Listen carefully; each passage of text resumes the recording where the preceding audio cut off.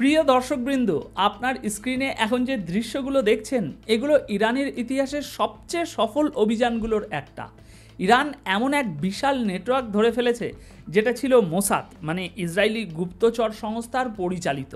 এটা কোনো ছোটোখাটো ব্যাপার না, একটা আস্ত কারখানা যেখানে ড্রোন বানানো হচ্ছিল ইরানের ভেতরেই।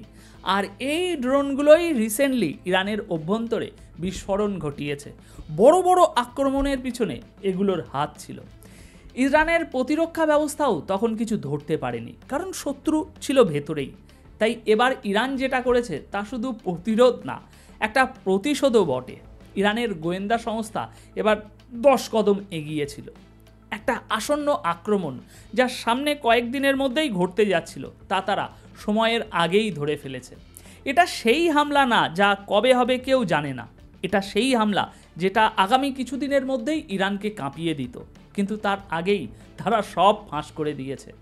আজ ইরান এক ঘোষণা দিয়েছে, তারা বলছে আমেরিকা আসলে আমাদের সঙ্গে আলোচনার ভান করছে, আসল উদ্দেশ্য সময় নেওয়া আর তারপর হামলা করা। ইরানের হাতে এখন যেসব তথ্য আছে তা শুধু অনুমান না, ঠিকঠাক গোয়েন্দা তথ্য, ইন্টেলিজেন্স।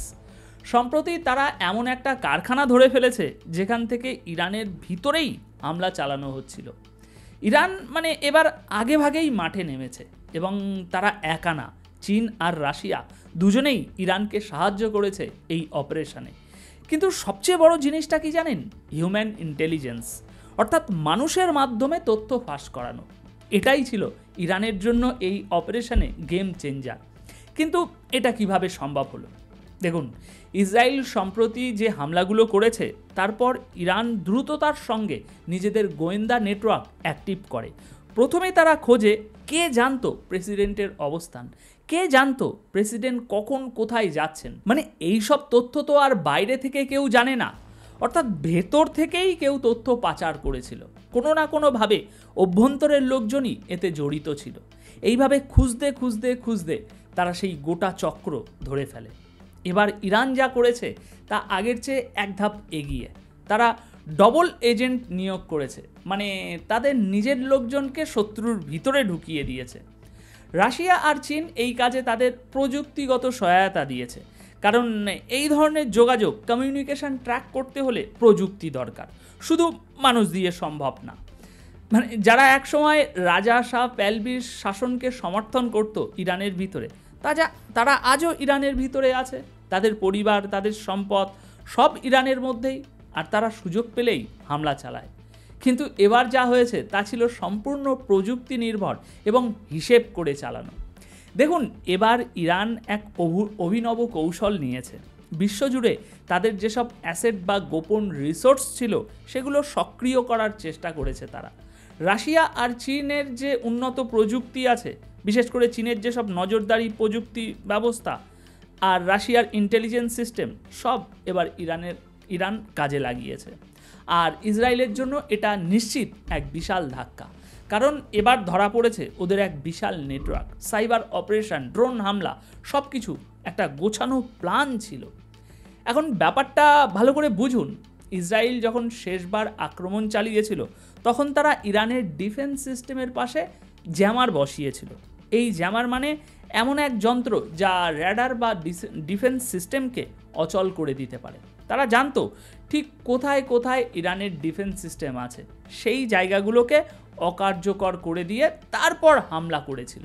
তাই এবার ইসরায়েলের অপারেশন, বিশেষ করে মোসাদের যে প্ল্যান করেছিল মোসাদ, তা শুরু হওয়ার আগেই ব্যর্থ হয়ে গেছে। আর শুধু ব্যর্থ নয়, সারা দুনিয়ার সামনে ফাঁসও হয়ে গেছে। এবার এতে কি হবে?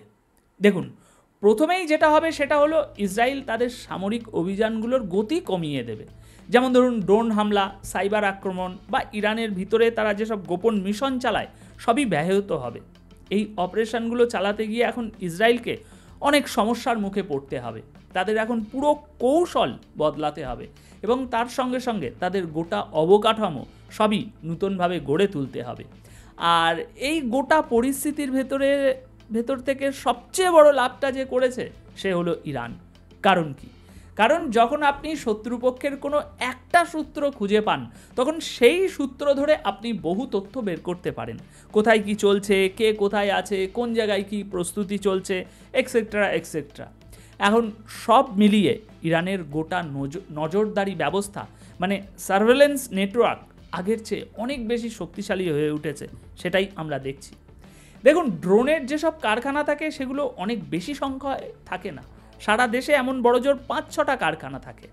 আর আপনি যদি একটা ধরতে পারেন তাহলে বাকিগুলোও চিহ্নিত করা অনেক সহজ হয়ে যায়, তাই না? তবে এটা বললে ভুল হবে না যে ইরান সব আক্রমণ একেবারে রুখে দিয়েছে। এই ধরনের হামলা সামনেও হতে পারে, কেউ জানে না কতটা ঠেকানো যাবে সেই হামলা। এই আক্রমণ ব্যর্থ হয়েছে, কিন্তু সামনে আরও বড় লড়াই আসছে, এই সত্যটা আমাদের বুঝে নিতে হবে। ইসরায়েল আবার হামলা করবে, এটা নিশ্চিত। কিন্তু এবার তারা যদি সত্যিকারের শক্তি দেখাতে চায়, তাহলে সরাসরি এসে ইরানের সঙ্গে যুদ্ধ করুক। যেভাবে ইরান স্পষ্টভাবে বলেছে, এই যুদ্ধ যদি আবার শুরু হয় তবে সেটা শেষ যুদ্ধ হবে, কারণ তারপর ইসরায়েল বলে কিছু থাকবে না। তাই যদি লড়তে চায়, তারা যেন সাহস করে সামনে আসে, কাউকে সামনে ঠেলে এজেন্ট দিয়ে বা আমেরিকার আড়ালে লুকিয়ে না থাকে। এটাই ইরানের স্পষ্ট বার্তা। তো দর্শক, এ বিষয়ে আপনাদের মতামত কি? কমেন্ট বক্সে অবশ্যই জানিয়ে যাবেন। ধন্যবাদ আপনাদের সকলকে।